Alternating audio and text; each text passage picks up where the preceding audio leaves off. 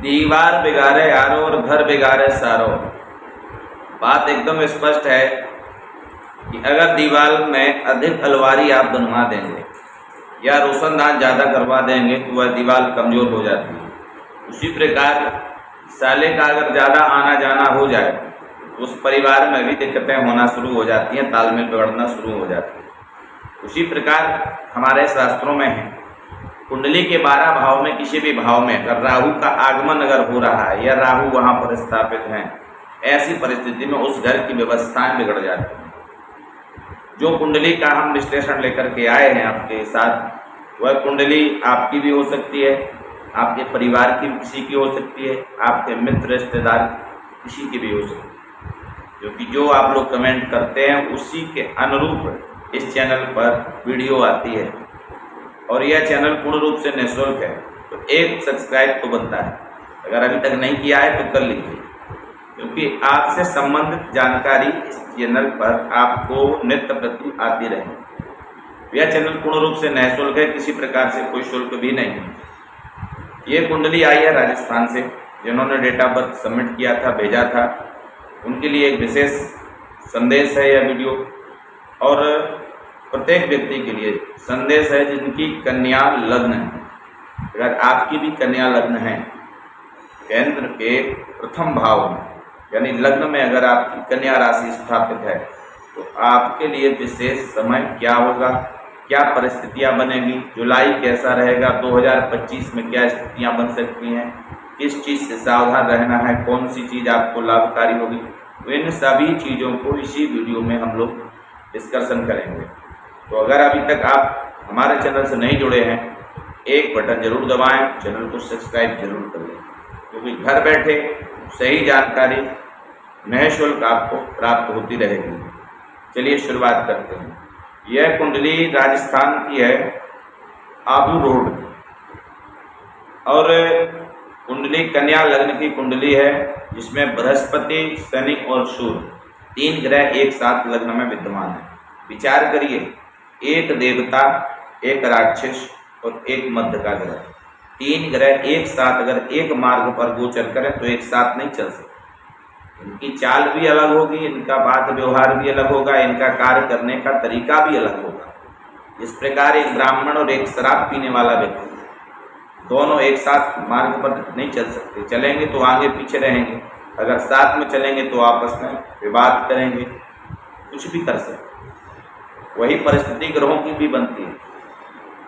यहाँ पर बृहस्पति देवताओं के गुरु हैं और शनि शूद्र ग्रह माना जाता है, और सूर्य अति तेजस्वी ग्रह है, और सूर्य को नीचता में भी लिया जाता है, क्योंकि जिस स्थान पर सूर्य है उस स्थान पर अगर अधिक पावर में है, डिग्री अगर अधिक है सूर्य की, तो यहाँ पर सूर्य नीच का भी हो जाता है। ऐसी परिस्थिति में क्या होगा? अब कई लोग कहते हैं कि केंद्र में अगर बृहस्पति आ जाए तो बहुत अच्छे फल देते हैं और भी ग्रह कुछ नहीं कर सकते, पर कब देते हैं? जब बृहस्पति की महादशा हो, बृहस्पति किसी के अधीन ना हो। शास्त्र सम्मत है, अगर बृहस्पति सूर्य के अधीन है तो वहां पर सूर्य के प्रकाश से, सूर्य के तेज से बृहस्पति का तेज छुप जाता है, और वहां पर बृहस्पति अपना जो पूर्ण प्रभाव है, जो फल है, वह प्राप्त नहीं करा पाता। सुंदर स्वरूप तो आपको प्रदान करेगा, बुद्धि कौशल देगा, सोचने की क्षमता अधिक देगा, यह सारी चीजें अधिक रहेंगी, पर कार्य करने में आलस बहुत देगा।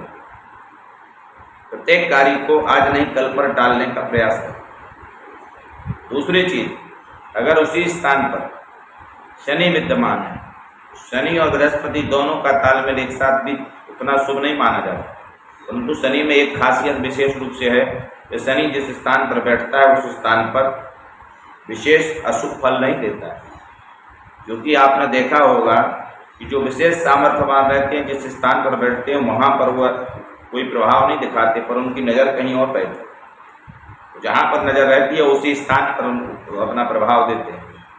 तो कुंडली में स्वास्थ्य संबंधित विशेष सावधानी रखनी चाहिए जब बृहस्पति की महादशा आ जाए या शनि की महादशा आ जाए। जैसे इस समय प्रेजेंट टाइम में शनि की महादशा चल रही है 10 अक्टूबर 2015 से लेकर के 10 अक्टूबर 2034 तक इनके लिए शनि की महादशा है। तो जब शनि की महादशा इतने लंबे अंतराल तक चलेगी और इस समय अगर मान के चलिए जब शनि की महादशा हो उसी समय शनि का अंतर भी आ जाए तो थोड़ा सा कष्टकारी हो सकता है स्वास्थ्य के लिए, वहां चिंता का विषय बनाएगा, पर इस समय चिंता का विषय नहीं है। दूसरे भाव में आते हैं। दूसरा भाव धन स्थान है, जहां पर तुला राशि है। तुला राशि अर्थात शुक्र के अधीनस्थ दूसरा धन स्थान है। धन स्थान की स्थिति क्या है? बुध वहां पर विद्यमान है। बुध पूर्ण रूप से सपोर्ट करेंगे, हर प्रकार से विशेष रूप से सपोर्ट रहेगा बुध का। तो आपके लिए विशेष रूप से थोड़ा सा भी प्रयास अगर करेंगे तो व्यापार में है, चाहे किसी भी रोजगार में है, पदोन्नति में है, हर प्रकार से आपको लाभ प्राप्त करा देंगे। एक तीसरे भाव में अगर हम आते हैं तो तीसरे भाव में वृश्चिक राशि का शुक्र है। वृश्चिक राशि का शुक्र आपको पारिवारिक तालमेल में परेशानी देगा। सबके साथ बैठना या तालमेल बैठाना बड़ा कठिन होगा, क्योंकि आप अपना मार्ग स्वयं चुनेंगे और उस मार्ग पर चलने की सामर्थ्य और क्षमता भी आप में पूर्ण रूप से है। तो विशेष रूप से छोटा ही सही चाहे बड़ा हो, प्रयास करें आपका अपना रोजगार हो, उस रोजगार में समय भी दें, क्योंकि अगर आप समय नहीं देंगे तो आपको फिर किसी भी प्रकार से सफलता प्राप्त नहीं मिलेगी। सफलता के लिए आपको उस व्यापार में समय देना पड़ेगा। चौथा स्थान धनु राशि अर्थात माता, विद्या, भूमि, भवन, इन सभी चीजों को प्रदान करता है। सहजता से आपका अपना मकान भी होगा, वाहन भी होगा, भूमि भी होगी, माता, विद्या, ये सारी चीजें सुखमय पूर्ण रूप से प्राप्त हो जाएंगी। ज्यादा किसी प्रकार से परेशान ना हो या किसी प्रकार देती है, या तब तो संतान का आगमन ही अवरोध होगा, और अगर परमात्मा की कृपा से और भाग्य से नसीब से अगर प्राप्त होगी तो संतान सुख से वंचित रहेंगे, संतान सुखदायी नहीं होगी। इसलिए जन्म के बाद से ही संस्कार देना शुरू कर दें, ताकि आगे चल के भविष्य में आपको किसी प्रकार से परेशानी ना हो। छठवां स्थान शनि का ही है, क्योंकि कुंभ राशि है और चंद्रमा उस पर विद्यमान है। तो जहां पर चंद्रमा विद्यमान होते हैं वहां से विशेष फल प्राप्त होता है। वो कहा जाता है कि व्यक्ति का अगर चंद्रमा बलवान हो तो उस व्यक्ति की उन्नति को, उसके पद को, उसकी प्रतिष्ठा को कोई रोक नहीं सकता, और ऐसी परिस्थिति इस कुंडली में बनी है। परंतु यहाँ पर देखें, चंद्रमा हमारे हृदय का मालिक है, हमारे वक्ष स्थल का मालिक है। ऐसी परिस्थिति में अगर चंद्रमा रोग स्थान पर चला जाए या शत्रु स्थान पर आ जाए, जिसको हम शत्रु स्थान भी कह सकते हैं, रोग स्थान भी कह सकते हैं, दोनों परिस्थिति में चंद्रमा अगर क्षीण होता है तो व्यक्ति के लिए विशेष कष्टकारी होता है। प्रेम विवाह है या परिस्त्री गमन, इन सभी चीजों में व्यक्ति की आसक्ति अधिक हो जाती है। दूसरे व्यक्ति के प्रति आकर्षण होना या किसी को अपने तरफ आकर्षण करना, यह आम बात रहती है। तो ये दिनचर्या में आ जाता है। तो यहाँ पर थोड़ा सा अपने स्वास्थ्य के प्रति सचेत रहें। अगर स्वास्थ्य में उतार चढ़ाव आ रहा है तो विशेष रूप से आप महामृत्युंजय मंत्र का निरंतर नित्य प्रति जाप करें। अगर नहीं कर पाते हैं तो 21,000 महामृत्युंजय ब्राह्मण के द्वारा करवाएं और बेल पत्र से 21,000 आहुति महामृत्युंजय महामंत्र की दें, जिससे आपका स्वास्थ्य ठीक रहे और आप निरोगी रहें और स्वस्थ रहें।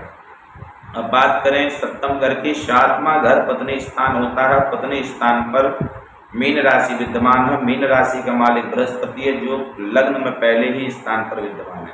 अर्थात सप्तम और लग्न, ये दोनों का परस्पर संबंध ये व्यक्ति के लिए बहुत शुभ माना जाता है, क्योंकि 7वां स्थान लक्ष्मी का होता है, ग्रह लक्ष्मी का होता है, और इस स्थान पर अगर शुभ ग्रह की दृष्टि आ जाए या शुभ ग्रह का अधिपत्य आ जाए तो वहाँ पर लाभ होता है।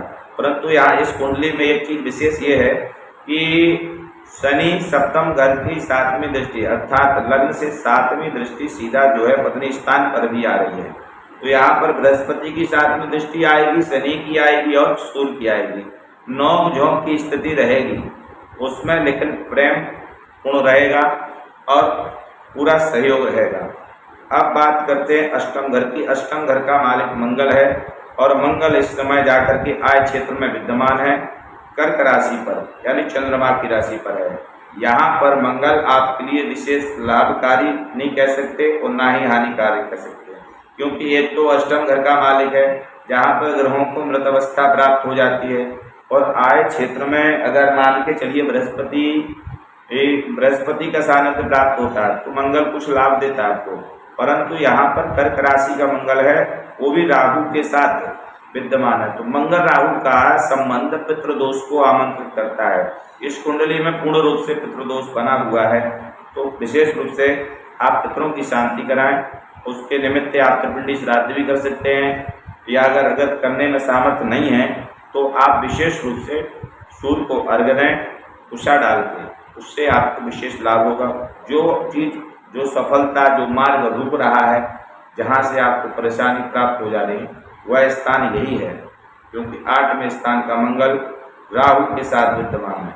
मंगल राहु का एक साथ होना यह व्यक्ति के लिए चिंता का विषय बनता है, क्योंकि मंगल हमारे खून का ग्रह है, हमारी धमनियों में चलने वाला रक्त मंगल के माध्यम से ही दौड़ता है। तो स्वास्थ्य के प्रति थोड़ा सा चिंताजनक स्थिति कुंडली में है। बाकी कुंडली में पूर्ण रूप से पदोन्नति, लाभ इत्यादि की अच्छी स्थिति है, सब कुछ स्थितियाँ सुचारू रूप से रहेंगी। थोड़ा सा प्रयास करें। नित्य प्रति महामृत्युंजय महामंत्र का जाप करना अनिवार्य है। अगर नहीं कर पाते हैं, भोलेनाथ का दर्शन ही मंदिर में जाकर करें, एक लोटा जल और चावल चढ़ाएं भगवान को, उससे आपको लाभ होगा। जय माता दी, जय श्री कृष्ण।